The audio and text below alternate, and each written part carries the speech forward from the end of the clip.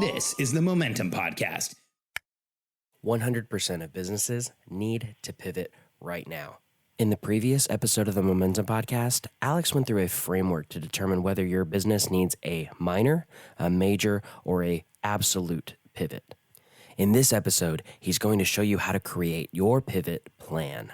This plan is going to help create certainty and clarity for you, your family, and your business. I hope you enjoy. I'm Alex Sharfin, and this is the Momentum Podcast, made for empire builders, game changers, trailblazers, shot takers, record breakers, world makers, and creators of all kinds. Those among us who can't turn it off and don't know why anyone would want to. We challenge complacency, destroy apathy, and we are obsessed with creating momentum so we can roll over bureaucracy and make our greatest contribution. Sure, we pay attention to their rules, but only so that we can bend them, break them, then rewrite them around our own will. We don't accept our destiny, we define it. We don't understand defeat because you only lose if you stop, and we don't know how. While the rest of the world strives for average and clings desperately to the status quo, we are the minority, the few, who are willing to hallucinate there could be a better future. And instead of just daydreaming of what could be, we endure the vulnerability and exposure it takes to make it real. We are the evolutionary hunters, clearly the most important people in the world, because entrepreneurs are the only source of consistent, positive human evolution, and we always will be. Here's what I shared yesterday.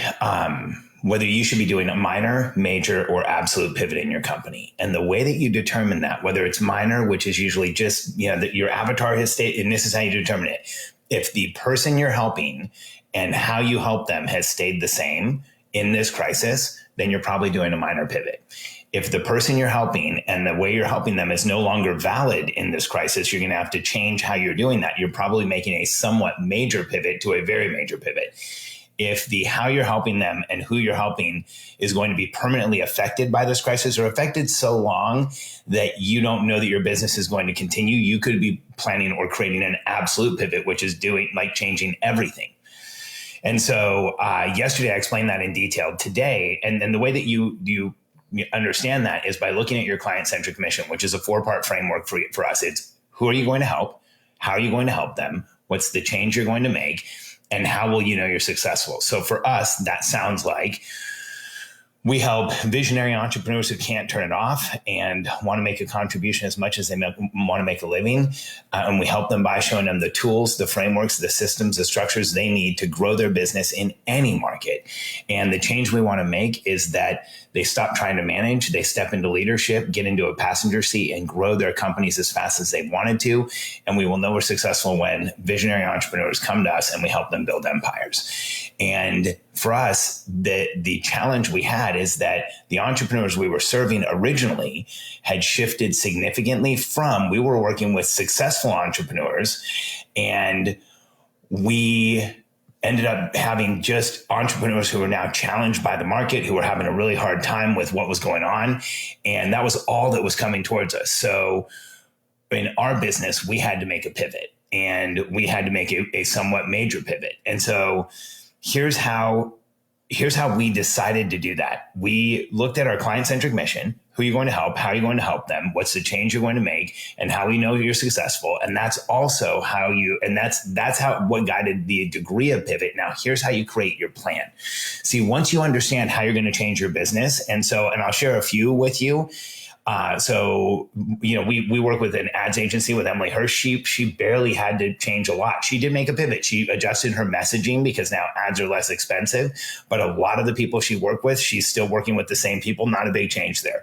We had our market had shifted significantly from, we were working with entrepreneurs that were growing a business. Now they're challenged. We had to make a major pivot in our business. And then we know some people like Molly Kaiser, where she felt like her business, boudoir photography, training was going to be effective for so long that she should just make an absolute pivot, try doing something else. Now, how you build that next part of the pivot. Now, once you've decided whether it's going to be minor, major, or absolute, we use a framework called the 5 core functions of your business.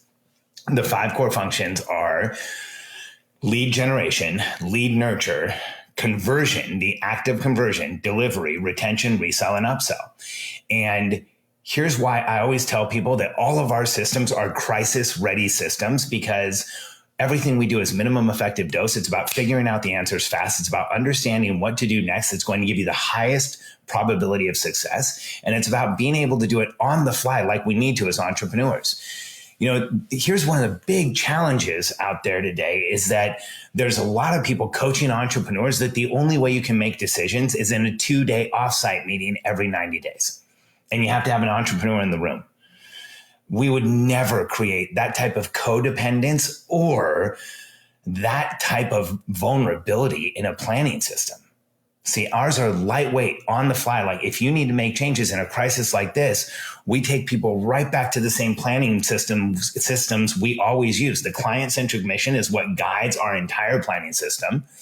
Who are you going to help? How are you going to help them? What's the change you're going to make? And how will you know you're successful? And then the way we have people decide what they're going to adjust in their company is always the 5 core functions.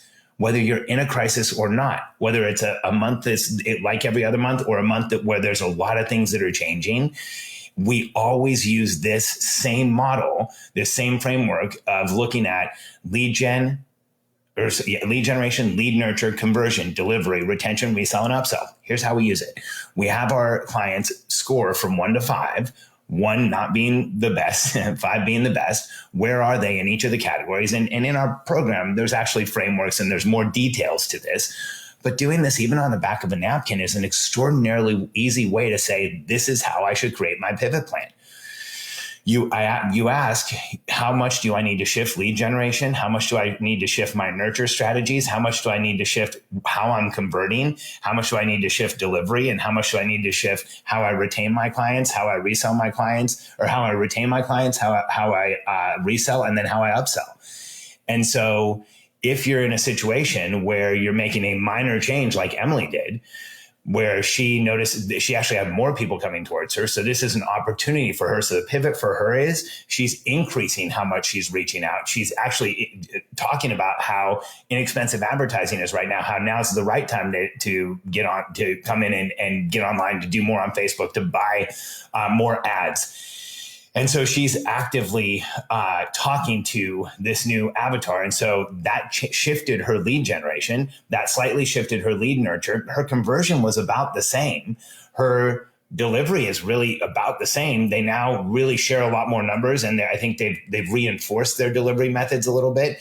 They felt maybe there was a little liability there. And then her retention, resell, and upsell is about the same. And so in a crisis like this, she did not have to make a ton of adjustments. Now, in our business, what we found was 9 out of 10 of the people that were coming to us who we had been helping before, now we're in a crisis. And so we needed to add a product. So on lead generation, we're now talking to clients that we never had before. We're now working with people who have just started up a product.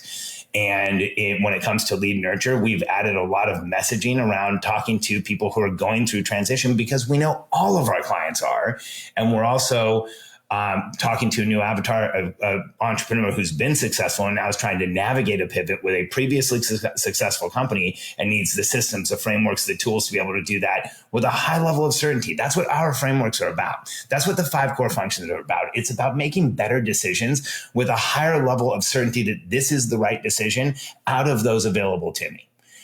And so if you consistently evaluate your business like this by looking at lead generation, lead nurture, then conversion for us shifted. We now had to sell a lower price product. We were doing all of our conversion on a high ticket phone call. And now we shifted to now we also have a webinar. If you want to join it, it's clarityduringcrisis.com. If you haven't looked at our marketing recently, you can see there's a lot of movement-based marketing there. And there's a lot of very timely marketing for this crisis. And if you're selling a product in this crisis, it'll help you understand it better. And so the reason I'm doing a webinar where it's all about clarity, understanding the crisis, knowing how to move forward is I want to be known as a solution in this crisis. I want people to know that we can help them move forward in this crisis. And so we've shifted lead generation, lead nurture, conversion. Now delivery, we've shifted from one-on-one at our other price points to now it's in a group delivery. And so we've created a whole new product. We've had to shift the 5 core functions considerably. And now we're working on retention, resell, and upsell. So now we have to have a new system to go from our $297 product to our higher level coaching products and know when we should be promoting people and know how we should be promoting them. And so when you evaluate your business like this consistently, when you have a framework through which you consistently look at your business, even in a crisis, like the clients that I have that made an absolute pivot, they go right back to the 5 core functions and they think, how do I generate leads? How I'm going to nurture, how I'm going to convert them, how am I going to deliver, and how am I going to retain, resell, and upsell? And you start with that as the framework. Even for a startup, you need to start generating leads. And so, you look at where are you weakest and you go from left to right. And so you start generating leads and you start nurturing them and you start converting those that you can, you start delivering, as you go through, that's how you start up a business. And so this framework, if you use it from the beginning of starting up to over and over again with your team to guide decision making in your business, you will consistently make the right decision. If you use it to guide your decision making in a pivot, here's what happens. First, you evaluate your client-centric mission and say minor, major, or absolute. Then you look at your 5 core functions: lead generation, lead nurture, conversion, delivery, retention, resell, and upsell. Is what I'm doing in those 5 still valid for the person that I'm going to be working with? You look at what adjustments you have to make in the 5 core functions, and that actually creates your pivot plan. So that's how you create a plan to pivot where in advance you're going to fix the challenges that this pivot has created or this crisis has created in your business. And this is how you know in advance that the time and the effort and the energy that your team puts into doing what they do next is going to work. And this is a time in a crisis is a time to have a clear plan. It's a time to use a framework consistently, and it's a time to have a clear plan. In crisis, when you look at any profession that deals with emergencies, they have protocol for everything. They have a way they make decisions for everything. When you see a doctor or an EMT or a surgeon or someone who's in a consistent state of crisis in their position, when you see them reacting, they're always reacting within a protocol, within a framework, within a structure. And a lot of times as entrepreneurs, when something like this happens, all of our businesses are affected and we start trying to make decisions based on gut feel, based on instinct. This is the worst time to do that.